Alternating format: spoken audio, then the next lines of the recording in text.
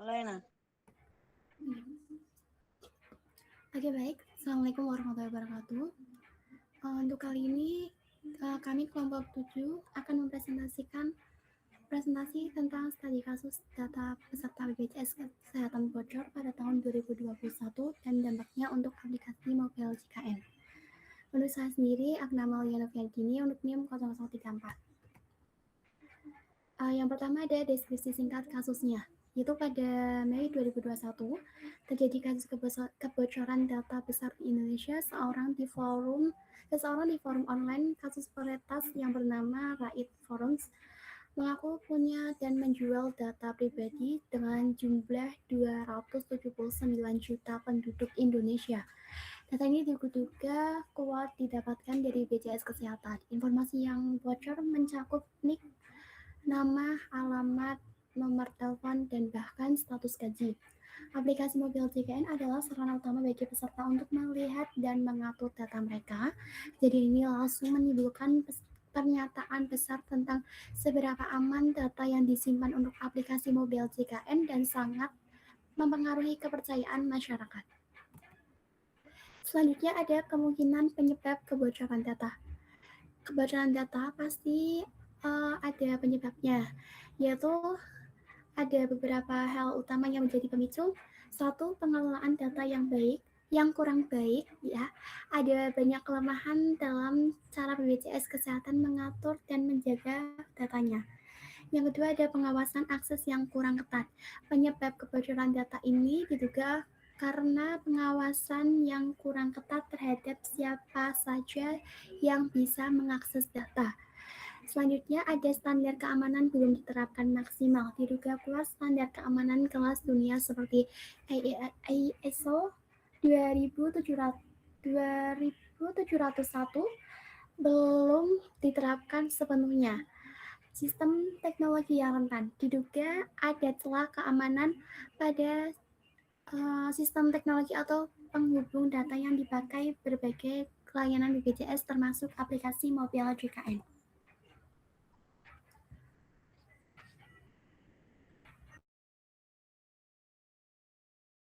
Selanjutnya, dampak kebocoran data.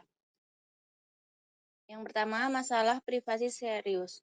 Data pribadi yang bocor, terutama NIK, sangat penting dan bisa dipakai untuk kejahatan seperti mencuri identitas, menipu lewat pinjaman online, dan memakai data untuk hal-hal yang merugikan lainnya. Yang kedua, kehilangan kepercayaan masyarakat. Kejadian ini membuat masyarakat kurang percaya pada BPJS Kesehatan sebagai pihak yang mengelola data. Kebocoran data menimbulkan kekhawatiran dan mengurangi keyakinan yang bisa membuat orang enggan menggunakan layanan kesehatan digital seperti aplikasi mobile JKN. Yang ketiga, tuntutan hukum dan citra buruk.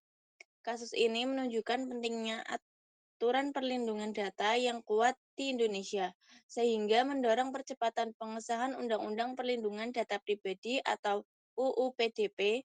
BPJS Kesehatan sebagai pihak yang memegang data harus bertanggung jawab secara hukum dan moral atas kebocoran ini.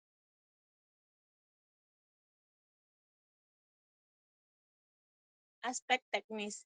Dari sisi teknis, bocornya 279 data menunjukkan bahwa ada kemungkinan pihak tidak berwenang berhasil masuk ke sistem penyimpanan data utama. Bukan hanya membobol satu aplikasi, ini menunjukkan adanya masalah pada keamanan data yang tersimpan dan sistem mendukung di balik layar yang menjalankan aplikasi seperti mobile JKN.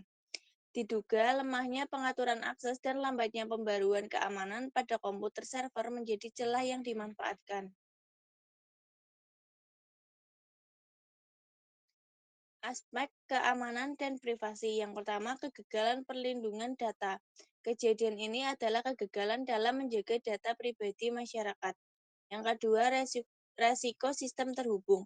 Aplikasi seperti mobil JKN tidak akan aman jika tempat penyimpanan data utamanya bisa dibobol. Yang ketiga, akuntabilitas. BPJS Kesehatan wajib menjaga kerahasiaan data yang mereka kelola. Kebocoran ini menunjukkan bahaya besar bagi privasi setiap orang.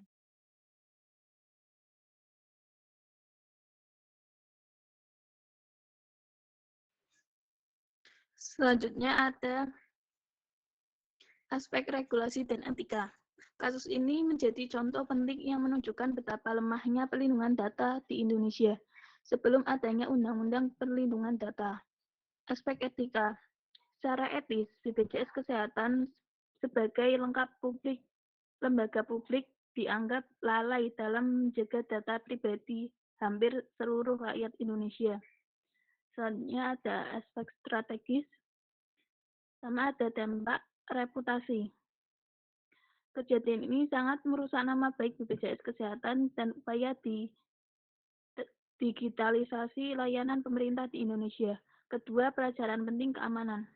Kasus ini membuat lembaga pemerintahan termasuk BPJS harus memeriksa ulang dan memperketat sistem keamanan siber, cara mengelola data, serta penanganan resiko mereka. Kedua, dampak sosial. Kekhawatiran publik. Masyarakat menjadi cemas dan khawatir atas keamanan data pribadi mereka yang tersimpan di lembaga pemerintahan. Meningkatnya pemahaman. Kejadian ini menjadi sangat meningkat pemahaman masyarakat Indonesia tentang pentingnya kerahasiaan dan keamanan data pribadi. Selanjutnya ada pelajaran penting untuk masyarakat, untuk mahasiswa keamanan data. Pertama, menyeluruh. Mengajarkan bahwa keamanan data bukan hanya tentang tampilan aplikasi, tapi juga semua bagian sistem di belakangnya, termasuk manajemen data. Kedua, penanganan risiko data. Menjadi contoh nyata riset mengelola data besar penduduk dan akibat buruknya dia gagal melindunginya. Ketiga, aturan dan ketaatan. Menunjukkan bahwa patuh atau aturan keamanan data seperti ISO tidak ada gunanya jika tidak diterapkan dan diperiksa dengan sungguh-sungguh. Keempat, tanggung jawab. Menekankan pentingnya tanggung jawab, keterbukaan, serta kewajiban hukum dan etika bagi setiap lembaga yang mengelola data pribadi masyarakat. Selanjutnya ada referensi jurnal, itu di situ dari jurnal 2024, Etika Keamanan Digital. Contoh kasus kebocoran data BPJS Kesehatan di Indonesia, jurnal Kampus Akademik. Terima kasih, sekian dari kami, kurang lebihnya mohon maaf. Wassalamualaikum warahmatullahi wabarakatuh.